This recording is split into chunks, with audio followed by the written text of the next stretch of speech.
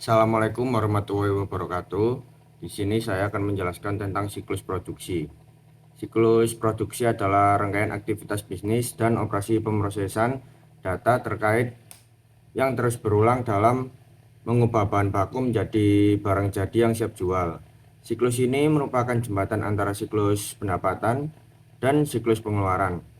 Tahap utama dalam siklus produksi yang pertama, desain produk. Tujuannya adalah menciptakan barang yang memenuhi kebutuhan pelanggan dalam hal kualitas, daya tahan, dan fungsi, namun tetapi meminimalkan biaya produksi.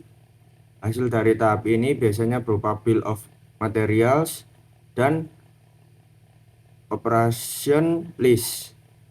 Yang kedua, perencanaan dan penjadwalan. Langkah ini bertujuan untuk memastikan produksi berjalan efisien untuk memenuhi pesanan tanpa menciptakan stok berlebih.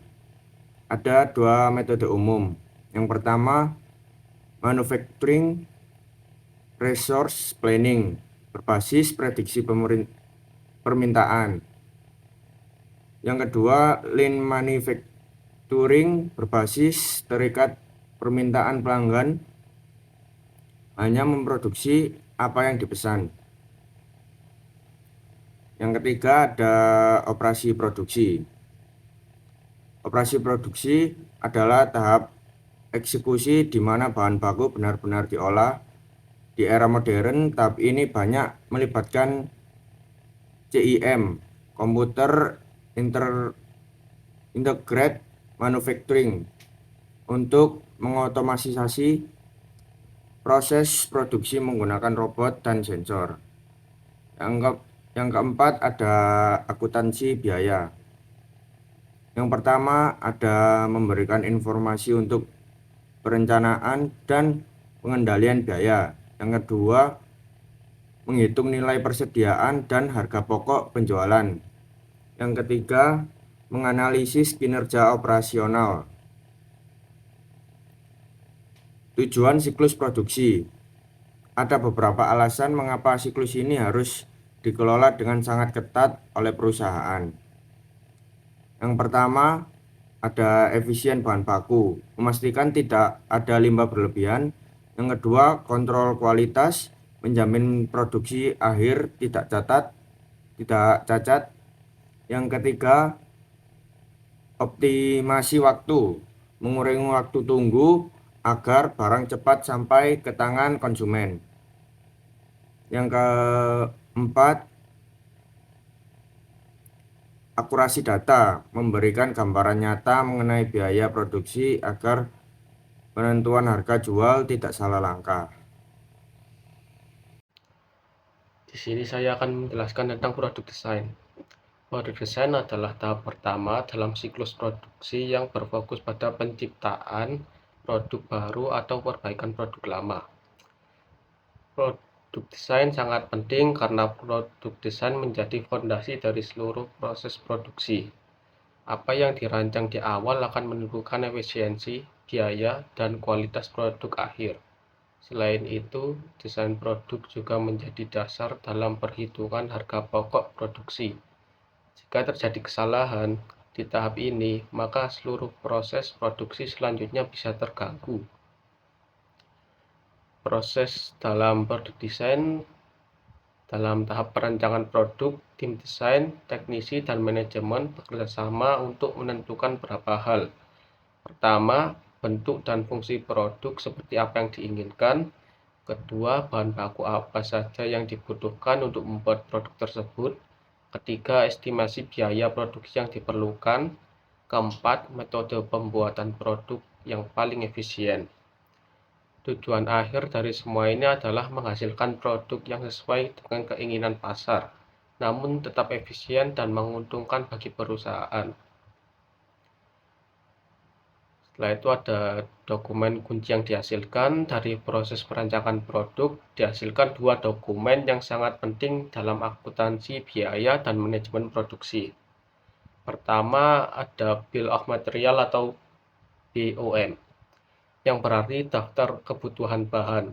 BOM adalah dokumen yang mencantumkan semua bahan baku dan komponen yang diperlukan untuk membuat satu unit produk. Isi dari BOM meliputi nomor komponen, deskripsi setiap bahan baku, dan kuantitas yang dibutuhkan per unit produk. Sebagai contoh sederhana, untuk membuat satu unit meja, BOM akan mencantumkan satu lembar kayu ukuran tertentu, 4 buah kaki meja, dan satu kotak skrup.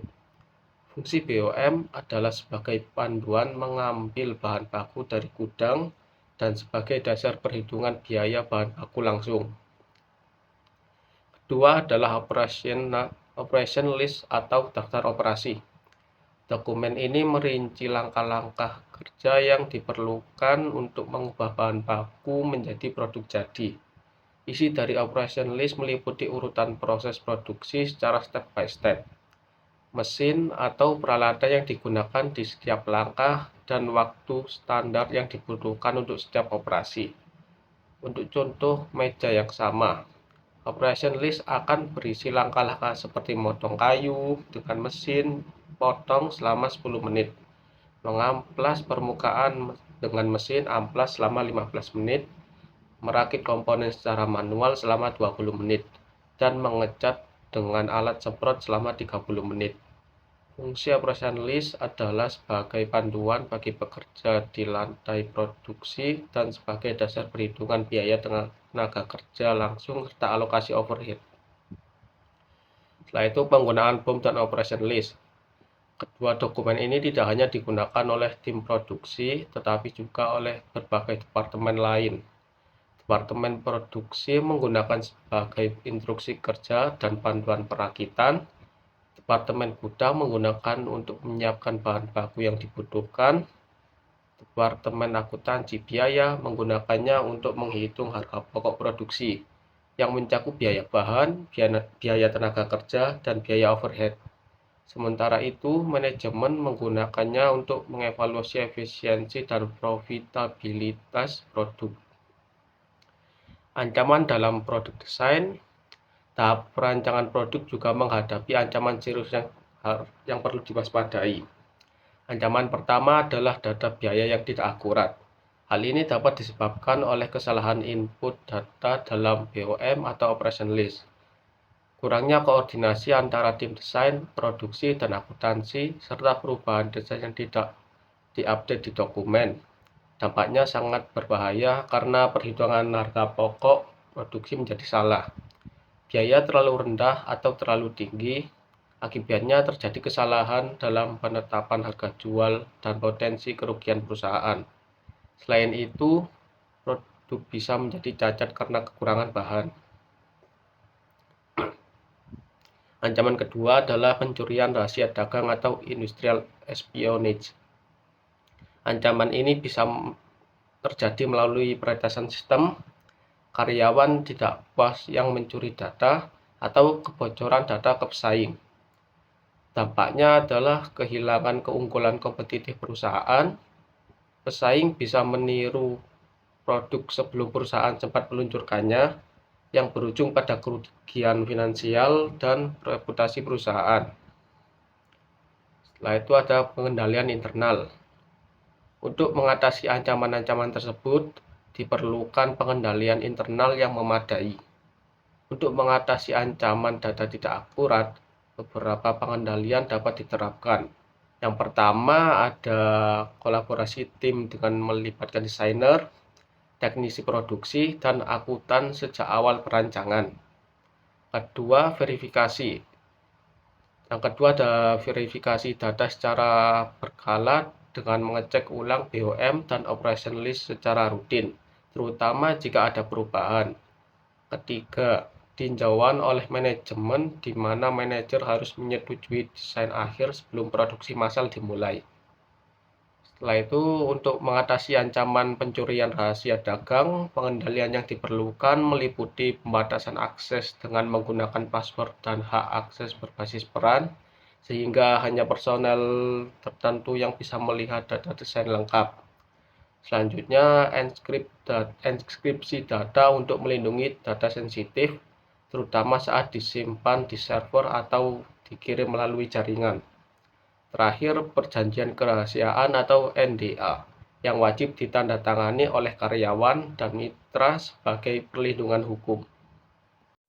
Selanjutnya ada planning and schedule, yaitu perencanaan atau penjadwalan. Dalam perencanaan dan penjadwalan ini merupakan tentang cara mengembangkan rencana produksi yang cukup efisien untuk memenuhi pesanan pelanggan dan mengantisipasi permintaan jangka pendek, sekaligus meminimalkan persediaan bahan baku dan barang jadi. Dalam planning and schedule ini terdapat dua metode. Yang pertama MRP atau Manufacturing Resource Planning, atau bisa disebut juga sebagai push manufacturing. Metode ini bertugas untuk mendorong kegiatan produksi berdasarkan perkiraan permintaan penjualan atau forecast. Yang kedua, line manufacturing, atau disebut juga dengan pull manufacturing. Metode ini bertugas untuk memulai kegiatan produksi berdasarkan pesanan aktual pelanggan di setiap tahap produksi. Selanjutnya ada beberapa dokumen utama. Yang pertama ada Bill of Material and Operational List. Yang kedua ada Master Production Schedule. Dalam dokumen ini berisi rincian informasi produk atau jumlah dan tanggal produksi barang. Yang ketiga ada Production Order. Dalam dokumen ini berisi tentang otorisasi pembuatan produk tersebut dalam kuantitas tertentu. Yang keempat, Material Requisition. Dalam dokumen ini digunakan untuk mengeluarkan bahan baku dari gudang ke lokasi produksi. Yang kelima, Move Ticket. Dokumen ini digunakan untuk mencatat perpindahan barang dari lokasi produksi ke tahap berikutnya. Selanjutnya yang terakhir ada ancaman dan pengendaliannya. Yang pertama ada ancaman overproduction.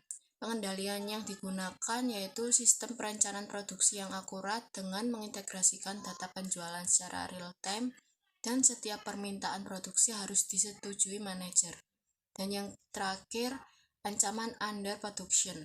Pengendaliannya yaitu dengan membatasi akses terhadap pihak yang tidak berkepentingan agar jadwal produksi tetap terkendali dan tidak mempengaruhi jumlah permintaan barang produksi. Oke, jadi kali ini saya akan menjelaskan bagian production operation. Yang pertama di sini ada proses produksi, tahapan di mana produk mulai diproduksi oleh perusahaan dan biasanya setiap perusahaan memproduksi barang tergantung jenis produk yang dibuat dan tingkat otomatisnya. Namun, kebanyakan perusahaan menggunakan metode kombinasi tenaga kerja manusia dengan teknologi informasi. Terus di sini juga production operation juga memiliki bentuk-bentuk teknologi informasi. Contohnya ada tiga, yaitu ada CIM, ada IoT, sama 3D printing.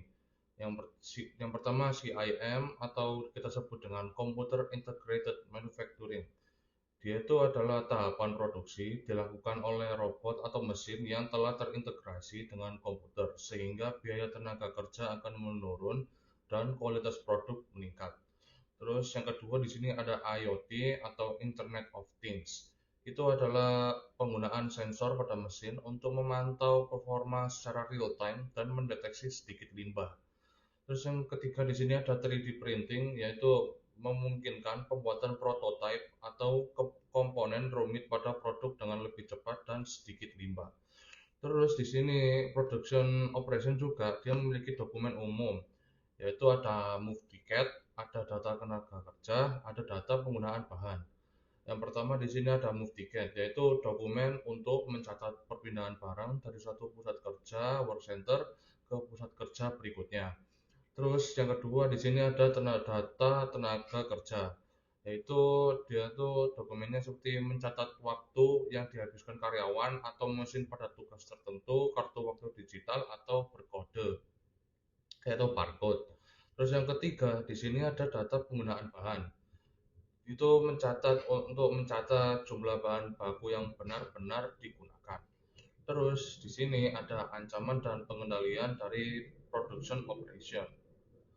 Dia tuh ancamannya seperti kita ada pencurian inventaris, terus kita harus melakukan pengendalian fisik dan RFID untuk melacak aset dan inventaris secara otomatis.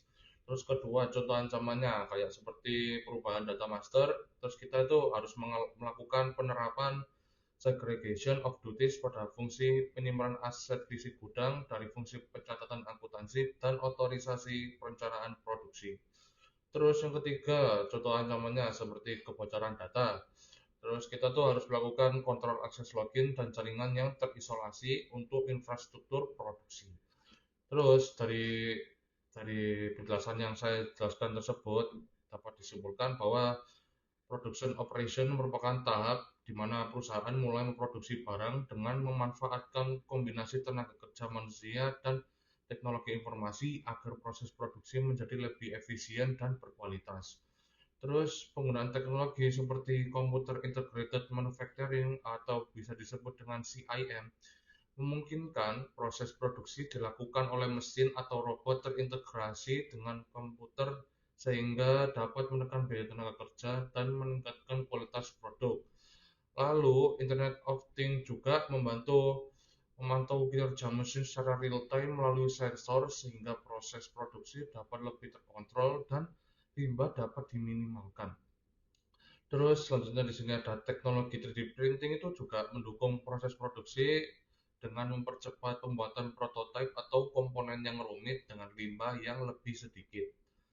Terus juga dalam proses produksi ini juga terdapat beberapa dokumen penting seperti move ticket untuk mencatat perpindahan barang antar pusat kerja, terus data tenaga kerja itu untuk mencatat waktu kerja karyawan atau mesin dalam menyelesaikan tugas, serta data penggunaan bahan itu untuk mencatat jumlah bahan baku yang digunakan dalam produksi. Dan selain itu, perusahaan juga perlu memperhatikan berbagai ancaman seperti pencurian inventaris, perubahan data master, dan kebocoran data. Terus oleh karena itu kita tuh harus kita harus memerlukan pengendalian seperti pengamanan fisik dan RFID, pemisahan tugas, segregation of duties, serta kontrol akses dan jaringan yang aman agar proses produksi dapat berjalan dengan efektif dan aman. Oke, selanjutnya akan dibacakan oleh teman saya. Oke, selanjutnya kita masuk ke bagian terakhir dari siklus produksi, yaitu cost accounting atau biaya akuntansi. Tugas utamanya ini adalah mengumpulkan data dari desain hingga lantai produksi untuk menentukan berapa sebenarnya biaya per unit produk kita. Nah, dalam praktik ini ada 3 pilar data biaya yang kita kumpulkan. Yang pertama ini ada direct materials yang kita lacak berdasarkan permintaan bahan baku. Lalu ada direct labor yang kita ambil dari catatan aktivitas atau kartu waktu karyawan. Dan yang terakhir ada overhead pabrik. Jadi ini tuh biaya tidak langsung seperti listrik atau sewa lahan yang harus kita alokasikan secara adil kan. Nah, ada juga metode costing untuk menentukan bagaimana sih cara kita menghitung biaya dari data-data tadi itu. Nah, cara menghitungnya itu kita tergantung model bisnisnya ya.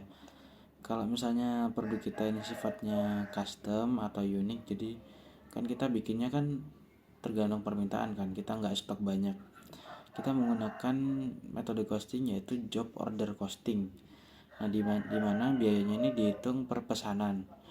Tapi kalau misalnya perusahaan kita ini ngebuat produk dalam satu jenis dengan jumlah yang banyak, misalnya seperti jajanan atau makanan atau minuman, nah kita bisa menggunakan proses costing. Nah, di proses costing ini biayanya itu selama periode tertentu itu dibagi rata dengan jumlah unit yang dihasilkan tadi. Nah, selanjutnya kita ada masuk ke metrik inovatif dan kualitas. Masuki era modern sekarang ini, angka keuangan saja itu kan kadang nggak cukup. Kita juga butuh metrik kinerja inovatif. Salah satunya ini adalah throughput untuk mengukur efektivitas produksi. Nah, melalui throughput ini kita memantau kapasitas produktif waktu pemrosesan hingga yield atau presentasi unit yang bebas cacat. Nah, ngomong-ngomong soal cacat, kita juga harus mengelola quality cost measure.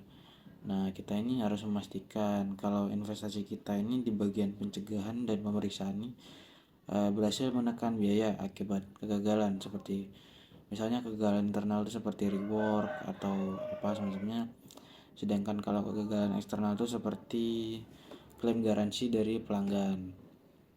Nah, selanjutnya kita masuk ke transformasi.